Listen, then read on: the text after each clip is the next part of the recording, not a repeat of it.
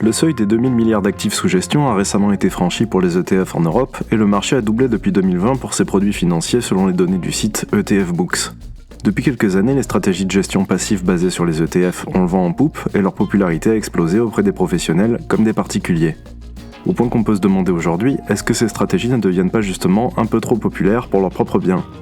C'est aujourd'hui la thèse de beaucoup d'investisseurs chevronnés et certains n'hésitent pas à dire ici qu'il s'agit même de la prochaine grande bulle boursière. Voyons pourquoi plus en détail ici. Pour commencer, faisons un rappel rapide de ce qu'est un ETF. Il s'agit d'un fonds, généralement à faible frais, qui va répliquer pour vous un indice boursier, comme le S&P 500 ou le CAC 40 par exemple. C'est-à-dire qu'au lieu d'acheter une action ou quelques-unes, vous achetez tout le marché ou presque, avec un fonds qui peut contenir 40, 100, 500 ou plus de 1000 actions. Au cours de ces dernières années, les études sur les mauvaises performances agrégées des gérants dits actifs, c'est-à-dire ceux qui ont des stratégies qui s'éloignent de la simple réplication d'indices, ont été assez unanimes pour dire que la grande majorité du temps, les gérants actifs étaient bien trop payés pour générer des performances le plus souvent inférieures à leur indice de référence. La conclusion logique s'est donc ensuite imposée, si vous ne pouvez pas battre l'indice, rejoignez-le et achetez-le, et réduisez au minimum vos frais car il s'agit de la meilleure stratégie. Maintenant, où est le problème avec cela ? Et pourquoi est-ce potentiellement dangereux ? Pour bien le comprendre, il faut comprendre les forces qui font bouger les prix en bourse. Pour rappel, les prix des actions se forment en bourse et sont considérés comme justes la plupart du temps car le prix d'une action X ou Y est en fait la somme des opinions des acheteurs et des vendeurs sur une société. C'est le cas ici car les acheteurs et les vendeurs sont sensibles aux valorisations. Pour chaque action, il existe un prix qui sera considéré comme juste et un prix qui sera considéré comme excessif. Et comme un particulier cessera d'acheter des pommes au supermarché si celle-ci passe à 100 € le kilo, un investisseur rationnel arrêtera d'acheter une action si elle s'échange à un prix prohibitif. C'est ici un des principes fondamentaux de la bourse, présenté plus en détail dans de nombreux livres, tels que L'investisseur intelligent de Benjamin Graham. À chaque fois qu'une nouvelle information arrive en bourse, comme une publication de résultats par exemple, les investisseurs dits actifs réévaluent le prix d'une action. Si les résultats sont bons, la valeur de l'action grimpe et elle vaut plus cher. Si les résultats sont mauvais, l'action est vendue et elle vaut moins cher. C'est ce qui fait que les prix s'ajustent dans un marché entre guillemets normal. Dans le cas où l'achat d'ETF passifs devient une stratégie dominante sur les marchés, vous vous retrouvez donc avec des gérants, des institutionnels et des particuliers qui se contentent d'acheter un panier de 40, 100 ou 500 actions, plus ou moins toujours les mêmes, c'est-à-dire les plus grosses, sans regard pour leur prix, leurs fondamentaux, leurs valeurs, voire même sans savoir exactement ce qu'ils détiennent. Je pense que vous pouvez voir ici pourquoi c'est un problème pour ce qui est de la formation de prix justes sur le long terme. Voyons cela plus en détail dans le point suivant. Les stratégies basées sur les ETF passifs marchent parce qu'elles se basent sur le fait que le marché est techniquement plus intelligent que nous et que le prix des actifs est juste. Les prix sont justes parce qu'un ensemble de gérants dits actifs regardent effectivement les fondamentaux de leurs entreprises et cherchent à faire des profits grâce à leurs opinions, participant ainsi à la fixation d'un prix juste dans la durée. Si l'achat d'ETF devient une stratégie dominante, vous vous retrouvez avec un ensemble d'investisseurs qui achètent les mêmes actions sans regard pour leurs fondamentaux ou leurs valeurs, et ce, quel que soit leur prix. Cela ne peut guère être sain sur le long terme. Et personnellement, j'ai étudié suffisamment de données boursières pour savoir que les prix qui gravitent trop longtemps loin de leurs fondamentaux finissent toujours par entraîner un retour à la moyenne. Et en fonction du degré de distorsion, cela peut vouloir dire une grosse correction, voire un crack. Plus les prix ont été poussés loin au-dessus de leur valeur fondamentale, plus gros est le potentiel de chute. Alors où en sommes-nous aujourd'hui dans la bataille investisseur actif versus investisseur passif ? Eh bien quelque chose d'intéressant vient justement de se produire.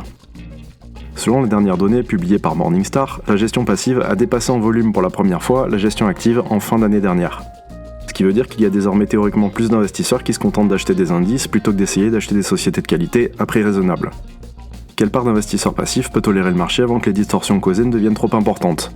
Personne ne peut le dire, mais il faut néanmoins garder en tête que la plupart des études faites sur la supériorité des stratégies passives ont été faites dans un contexte où les stratégies actives étaient dominantes. Et si vous doutez des impacts qu'une dominance de ce groupe d'investisseurs particuliers sur le reste pourrait avoir sur la bourse, voici ce que disait John Bogle, fondateur du groupe Vanguard et fervent défenseur des méthodes passives pour les investisseurs particuliers, à ce sujet. Si tout le monde indexait passivement, les seuls mots que vous pourriez utiliser pour décrire la situation seraient chaos et catastrophe. Les marchés se briseraient. Pour tempérer ces propos, je ne pense pas personnellement que les choses en arriveront jamais à ce point-là, nous verrons pourquoi dans le point suivant, mais je pense aussi qu'il ne faut pas nier le fait qu'une situation dans laquelle les investisseurs passifs deviennent très dominants peut créer des distorsions de prix importantes sur les bourses. Avant de développer sur ce point plus avant, je tiens à dire que si les points précédents étaient plutôt factuels, celui-ci comprendra une part d'extrapolation. Alors que se passerait-il si les stratégies passives venaient à dominer fortement le marché ? Dans un premier temps, la dominance des stratégies passives qui achètent à tout prix créerait un phénomène auto-entretenu qui pousserait toujours plus haut les mêmes actions. C'est pour cela que beaucoup parlent ici d'une bulle. Je pense que c'est un peu là où nous en sommes aujourd'hui sur les marchés américains. Les plus larges capitalisations de l'indice US sont les techs, leurs valorisations sont très élevées, mais si vous n'avez pas de tech en portefeuille aujourd'hui, vous faites sans doute nettement moins bien que les indices. Une des implications premières pour un investisseur particulier est donc de bien réfléchir avant d'exclure de son portefeuille ce genre de titres à court et à moyen terme, car ce sont des valeurs qui ont tendance à être le plus poussées par les investisseurs passifs, du moins dans un premier temps. Dans un second temps, les marchés étant extrêmement doués pour s'autoréguler, ces distorsions devraient créer des opportunités pour les investisseurs actifs, rationnels, qui savent que ces sociétés ne peuvent évoluer à des prix déconnectés de leurs fondamentaux indéfiniment, et qui à un moment ou à un autre risquent de reprendre la main. La logique ici est la suivante. Dans un contexte où les investisseurs actifs sont dominants, les prix sont très efficients, et il y a peu de distorsions, de prix et de valorisation desquelles ils peuvent tirer profit.